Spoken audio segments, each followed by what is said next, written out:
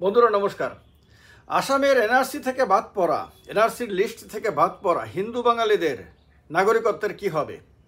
হিন্দু বাঙালিরা সবাই কি নাগরিকত্ব পাবে?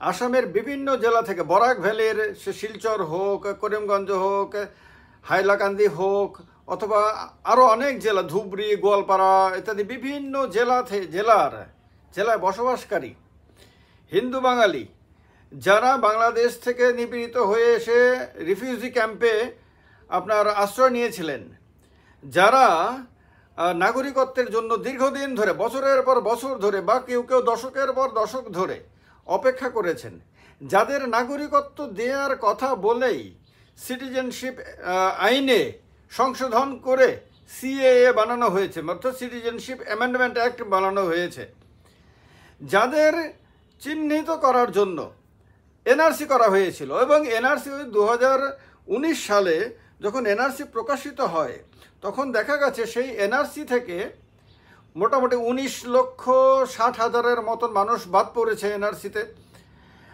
আর এর মধ্যে 12 থেকে 13 লাখ, মোটামুটি অ্যারাউন্ড 12 লাখ হিন্দু কিন্তু বাদ পড়েছিল। অন্যরা বাকিরা মুসলিম, কিন্তু হিন্দুর সংখ্যাটাই বেশি দেখা গেছিল, কারণ 19.6 লক্ষর মধ্যে যদি 12 লক্ষের মতন যদি হিন্দু পড়ে, তাহলে সেটা 50%-এর বেশি, তো তারা বাদ পড়েছিল। এখন এই যে বিশাল সংখ্যক হিন্দু এনআরসিতে জায়গা পাননি, তাদের মধ্যে কোচ রাজবংশীয় রয়েছেন, আরও অন্য সম্প্রদায়ের থাকতে গোর্খাও রয়েছেন, এদের সবাইকে মিলিয়ে আমি বলছি হিন্দু, এরা বাদ পড়েছিলেন। এখন সিএএ রূপায়িত হওয়ার পরে সবচেয়ে বড় প্রশ্ন হলো, এদের সবাই কি নাগরিকত্ব পেয়ে যাবেন, না এদের মধ্যে বাছাবাছি হবে?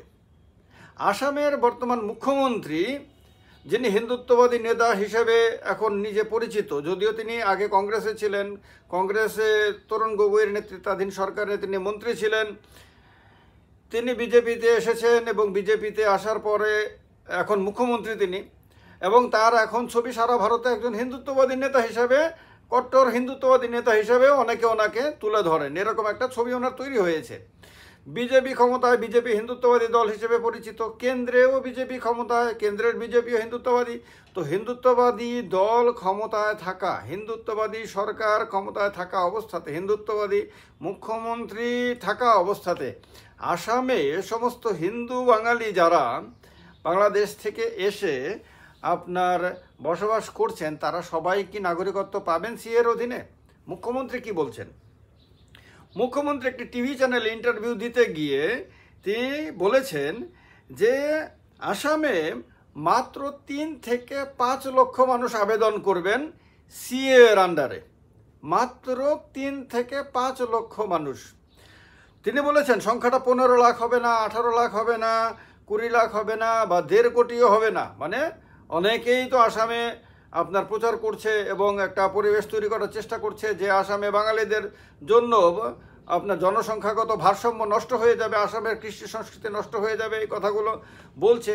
তো হতে পারে তাদেরকে তিনি আশ্বস্ত করার জন্য, খুশি করার জন্য বলছেন যে সংখ্যাটা বিশাল হবে না, মাত্র 3 থেকে 5 লাখ। এখন যদি মাত্র 3 থেকে 5 লাখ আবেদন হয়, এবং মুখ্যমন্ত্রী বলেছেন সারা আসামে তিনি রাজনীতি করেছেন, দীর্ঘদিনের অভিজ্ঞতা, ফলে আসামের বাস্তবিক অবস্থা সে সম্বন্ধে ওনার যা অভিজ্ঞতা রয়েছে, ওনার যে কন্ট্রোল রয়েছে, গ্রিপ রয়েছে, তার ভিত্তিতে উনি বিশ্বাস করেন যে সংখ্যাটা এর মধ্যে থাকবে, 3 থেকে 5 লাখের মধ্যে। তাহলে সঙ্গে সঙ্গে প্রশ্ন ওঠে যে 12 লাখের মতন মানুষ এনআরসির তালিকা থেকে বাদ পড়েছেন, তো তার মধ্যে যদি আমি ধরে নিলাম 5 লক্ষ মানুষ আবেদন করবেন, তাহলে 5-এর পরেও তো আরও 7 লক্ষ, 12 থেকে যদি 5 লক্ষ বাদ দেই, তাহলেও তো 7 লক্ষ মানুষ এর মধ্যে বাদ পড়ে যায়। এই 7 লক্ষ মানুষের কি হবে? এরা কি নাগরিকত্বের জন্য আবেদন করবেন না বা করতে পারবেন না? তাদেরকে কি এক্ষেত্রে আটকে দেওয়া হবে? এই প্রশ্নগুলো এক্ষেত্রে উঠে আসছে। কারণ এমনিতে মুখ্যমন্ত্রীর বক্তব্য অনুসারে যে আপনার বিভিন্ন সময়ে বহু হিন্দু বাঙালি আসামে এসেছেন এবং তারা রিফিউজি ক্যাম্পে থেকেছেন। এনআরসিতে নাম অন্তর্ভুক্ত করার জন্য আবেদনের সময় রিফিউজি ক্যাম্পে থাকার প্রমাণ হিসেবে একটি স্ট্যাম্প পেপার তারা জমা দেন। কিন্তু প্রাক্তন এনআরসি স্টেট কোঅর্ডিনেটর, যার নাম অনেকে শুনে থাকবেন, প্রতীক হাজেলা, এই প্রতীক হাজেলা নাকি সেই স্ট্যাম্প পেপারটিকে অ্যাকসেপ্ট করেননি। না করার ফলে তাদের সমস্যা হয়ে যায়, যার ফলে বহু হিন্দু বাঙালি এনআরসি লিস্টে অন্তর্ভুক্ত হননি। এটা আসামের মুখ্যমন্ত্রী বলেছেন। তাহলে এই যে মানুষগুলো, এই মানুষগুলোর কি হবে?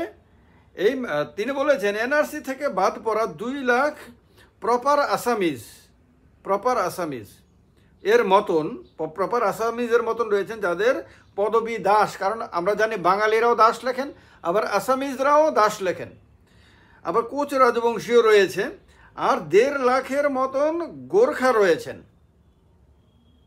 এদের ক্ষেত্রে কি হবে? এই প্রশ্নগুলো কিন্তু এক্ষেত্রে উঠে আসছে।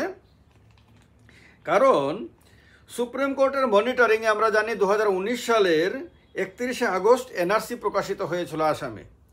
এই এনআরসি যখন প্রকাশিত হয় তখন দেখা যায় যে 3,40,00,000 আবেদনের মধ্যে 19 লক্ষ আবেদন, মানে 19 লক্ষ প্লাস আবেদন বাতিল হয়ে যায়। তারা এনআরসিতে জায়গা পায়নি। ফলে এটা একটা বিরাট প্রশ্নচিহ্ন দেখা দেয়। এর মধ্যে হিন্দু বাঙালি সংখ্যা অধিক, মানে মেজরিটি সংখ্যকই হিন্দু বাঙালি, মুসলিম বাঙালি মেজরিটি না এক্ষেত্রে বাদ পড়া মানুষদের মধ্যে। তখন প্রশ্ন দেখা দেয়, তৃণমূল কংগ্রেস থেকে ধরে শুরু করে বিভিন্ন পার্টি তখন প্রশ্ন তোলে যে দল হিন্দুত্ববাদের কথা বলে, হিন্দু জাগরণের কথা বলে, সেই দল ক্ষমতায় থাকা অবস্থাতে এনআরসি প্রকাশিত হয়েছে এবং তার মধ্যে মেজরিটি হিন্দু বাদ পড়ে গেছে। এ কেমন জাস্টিস? এ কেমন হিন্দুত্ব প্রেম? এ কেমন হিন্দু প্রেম? এ প্রশ্ন উঠে আসে। এবং বাঙালিরা যেহেতু অধিকাংশ বাঙালি বাদ পড়ে, সেক্ষেত্রে বাঙালিদের মধ্যেও একটা খুব দুঃখ বেদনা দেখা দেয়, তাদের মধ্যে একটা অবিশ্বাসের বাতাবরণ তৈরি হয়। এই অবস্থাতে এখন যখন এই সিএ রূপায়ণ করা শুরু হয়ে গেছে, সিএতে আবেদন করা শুরু হয়ে গেছে অনলাইনে, তখন এই প্রশ্নগুলো উঠে আসছে যে এদের কি হবে। তো তিনি বলেছেন, মুখ্যমন্ত্রী বলেছেন এনআরসি থেকে বাদ পড়া ব্যক্তিরাই কেবল আবেদন করতে পারবেন। 7 লাখ মুসলিম এবং 5 লাখ হিন্দু বেঙ্গলি এনআরসি থেকে বাদ পড়েছেন বলে তিনি মানে জানান। এখন 7 লাখ মুসলিম এবং 5 লাখ হিন্দু বাঙালি বাদ পড়েছেন। তাহলে সেই সময় আমরা যেটা শুনলাম 19 এখানে তো সংখ্যাটা 12 লাখের মতো হয়। তাহলে কি এটা মানে বাঙালিদের কথা বোঝাতে চেয়েছেন যে 7 লাখ মুসলিম বাঙালি আর 5 লাখ হিন্দু বাঙালি? তাহলে বাদ বাকিরা অন্য হিন্দু, মানে অবাঙালি হিন্দু। এই নিয়ে কনফিউশন তৈরি হয়েছে। এই কনফিউশনগুলো ক্লিয়ার করা দরকার। কারণ আসামে বাঙালিরা কিন্তু আপনার জানেন বাংলা ভাষার জন্য তাদেরকে আন্দোলন করতে হয়েছে, বাংলা ভাষাকে স্বীকৃতি প্রদানের জন্য, এবং তাতে প্রাণ পর্যন্ত দিতে হয়েছে। যদিও এটা সাম্প্রতিককালে হয়নি, তার একটা পুরনো ইতিহাস রয়েছে, বড় ইতিহাস রয়েছে, সে নিয়ে বিভিন্ন সময়ে প্রচুর কথাবার্তা হয়েছে এবং আপনারা গুগল সার্চ করলে তার পুরো ইতিহাস পেয়ে যাবেন।